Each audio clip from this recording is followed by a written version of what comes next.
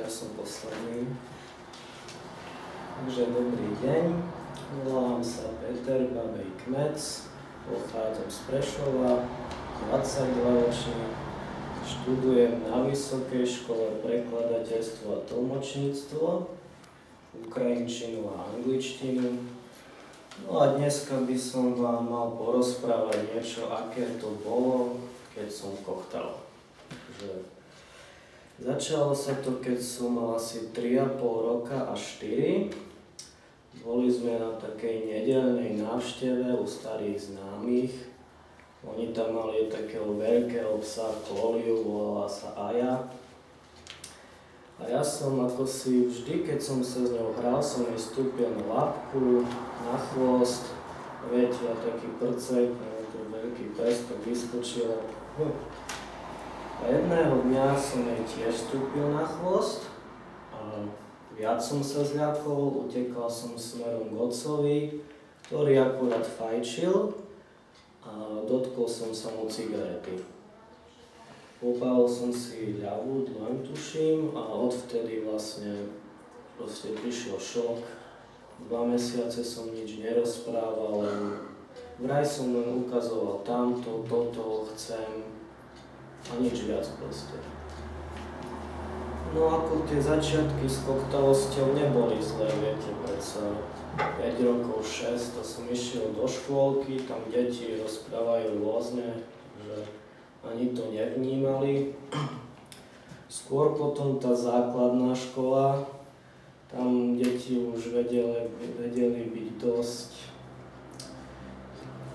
no ako ohovárali ma, dosť ma degradovali, dokonca napodobňovali, čiže základná škola dosť ťažká bola, ale to zase si poviete, však to základná, tam deti sa smejú z niekoho, kto má okuliare, kto je vysoký, kto je nízky, z akýchkoľvek blbostí, hej, čiže to ešte tak z rezervou som mohol brať.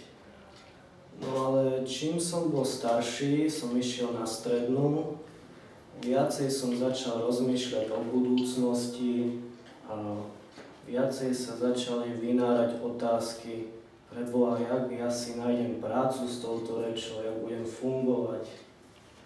Lebo ja som sa zakoktával dosť, a najmä v strese, a keďže som veľký stresmen, takže v podstate stále som koktal. No tak, také otázky sa vynárali a potom nasledovalo, však na čo sa učiť. Viete, tam som išiel na ukrajinské gymnázium, som sa učil 4 jazyky. Slovenčina, ruština, ukrajinčina a angličtina. Čiže gymnázium zamerané na jazyky. No a začalo sa vo mne vynárať, no na čo sa to ja učím, keď nebudem schopný povedať ani slovo v tom cudzom jazyku, hej. Takže som začal flákať školu strednú, potom tá depresia sa nejak prehlbovala, nevidel som nejaký význam v živote, začal som navštevovať najprv psychológa, potom psychiatra, potom mi nasadili lieky nejaké, no a skončilo to tak, že som sa začal dosť dávkovať, tuším 18-krát viac som zobral dávky, ako som mal. Čiže niektoré dni si vôbec nepamätám, mám len záblesky, že som stál ráno, som si niečo dal, spadol som a tma. Bol som dosť na dne, takže tak zo strednou. Potom prišla vysoká, tam už sú inteligentnejší ľudia trošku, ale zase ja som išiel na vysokú, paradoxne prvá vysoká, lebo ja 3-krát opakujem už vysokú. Prvýkrát vysoká bola to isté, čo študujem teraz, čiže ukrajinčina a angličtina. No a keď som tam prišiel a povedali, že proste kecaj, to by som proste nezvládol, okamžite som odišiel v októbri, tuším už. To bolo prvýkrát, čo som sa tak zdopol, že som musel ísť až do liečebne na detoxikáciu.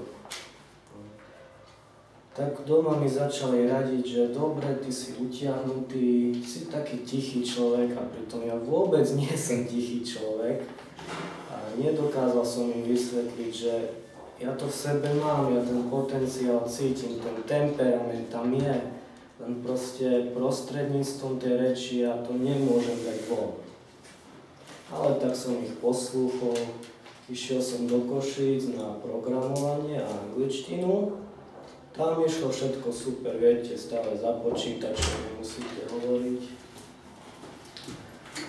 To bolo v pohode, až keď prišiel december skúškové a tam nám učiteľ povedal, dobre, skúška pozostáva z toho, že si musíte pripraviť projekt a predstúpiť pred triedu a prezentovať projekt. Tá trieda mala inak 120 žiakov, čiže tam taký stres nenormálny, že je koniec.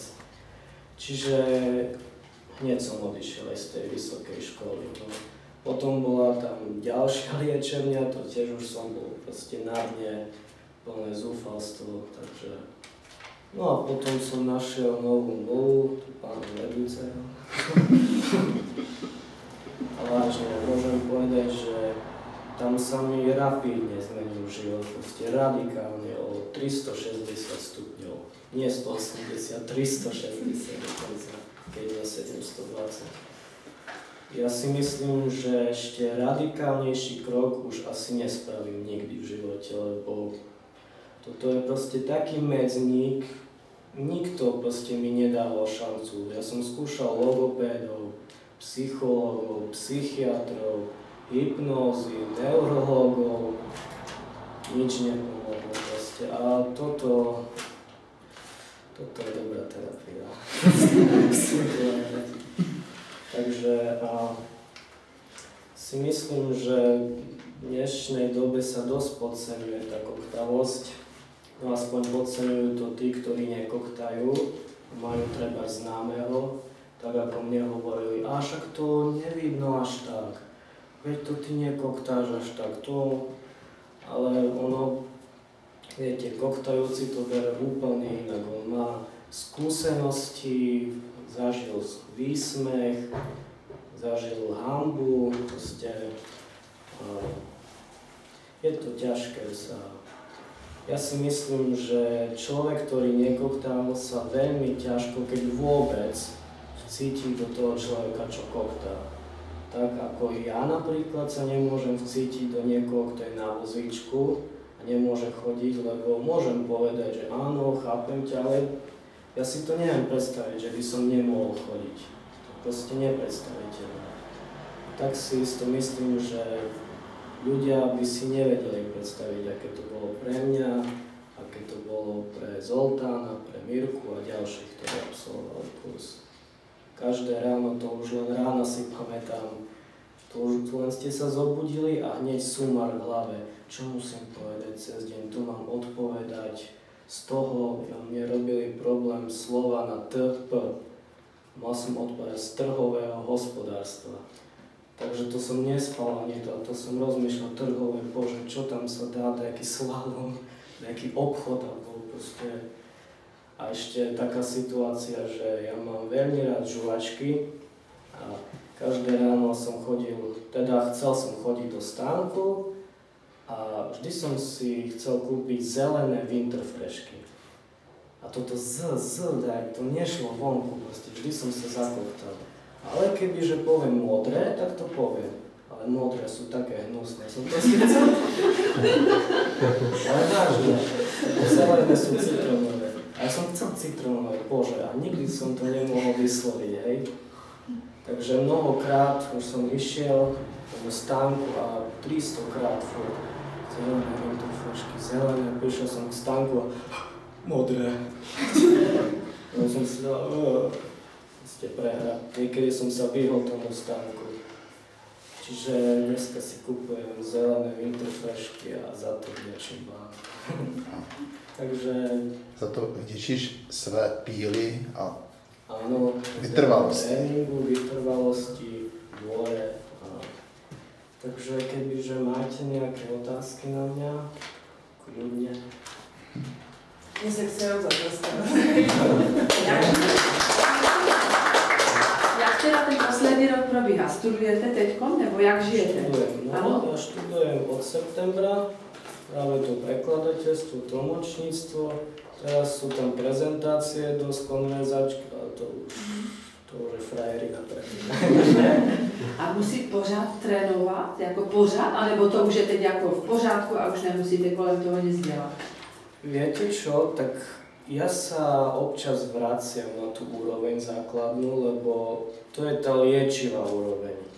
Niekedy, keď mám strašne veľký stres, napríklad s tým prodekanom, tam taký prodekan na škole som si chcel odobrať predmet, tuším, a on je strašný debil, ten chlap,